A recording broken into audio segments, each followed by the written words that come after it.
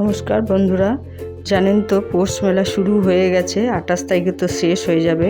তো বাড়ির কাছে যখন মেলা যেতে তো হবেই, তাই রাত্রে গেছিলাম, কিন্তু রাত্রে গিয়ে না কিছু কেনাকাটা করা হয়নি। শুধু রাতে ঘোরা হলো আর খাওয়া হলো, তারপর চলে এলাম। তারপর তো প্রচুর শিশির পড়ছে, ঠান্ডাও লেগে গেল, কাশিও শুরু হয়ে গেল। তাই ভাবছি কি যে দিনের বেলাতে না গেলে কিছু কেনাকাটা হবে না, এবার দিনে যেতে গেলে তো খাওয়া দাওয়া আছে। তাই ভাবছি কি শর্টে তাড়াতাড়ি রান্নাটা কি করে করা যায়।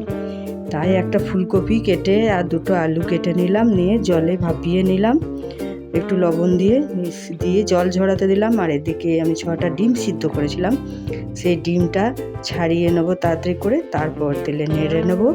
সর্ষের তেল বসিয়ে দিয়েছিলাম, গরমও হয়ে গেছে ওর মধ্যে। তারপর আমি এই ডিমগুলো একটু লবণ হলুদ দিয়ে ভেজে তুলে নেবো। তুলে নিয়ে ওই তেলেই আমি ফুলকপিগুলো দিয়ে দেবো, যাতে ফুলকপিও মানে সবজিও খাওয়া হবে আবার ডিমও খাওয়া হবে। এই জন্য ফুলকপি আলু আর ডিম দিয়ে ঝোল বানিয়ে নেবো, তাতে শর্টে রান্নাও হয়ে যাবে আমার তাড়াতাড়ি।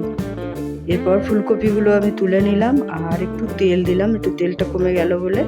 তারপর আমি একটু 5 ফোড়ন দিয়ে দেবো, 5 ফোড়ন আর একটু তেজপাতা দেবো তেলের মধ্যে। তারপর আমি দুটো পেঁয়াজ ঘুরিয়ে রেখেছিলাম, পেঁয়াজটা ঘুরিয়ে দিলে কি হবে, আমার ঝোলটা একটু ঘন হবে।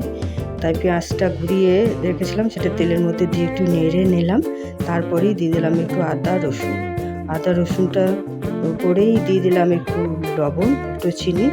আর একটা বাটিতে আমি ধনে গুঁড়ো, জিরে গুঁড়ো, হলুদ, লঙ্কা গুঁড়ো সব একটা বাটিতে গুলে আমি জলে পেস্ট করে গেছিলাম, সেটাই আমি এই মশলাতে ঢেলে দিলাম।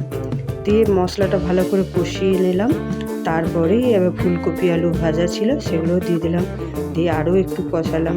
তারপর আমি জল দিয়ে দিলাম, বেশ কিছুটা জল দিলাম, কারণ এটা আমি ঝোল বানাবো। তারপর দেখছি কি যে ঝোলের একটু লবণ কম হবে, তাই একটু লবণও দিয়ে দিলাম। তারপর আমি ডিমগুলো দিয়ে আমার ঝোল বানানো হয়ে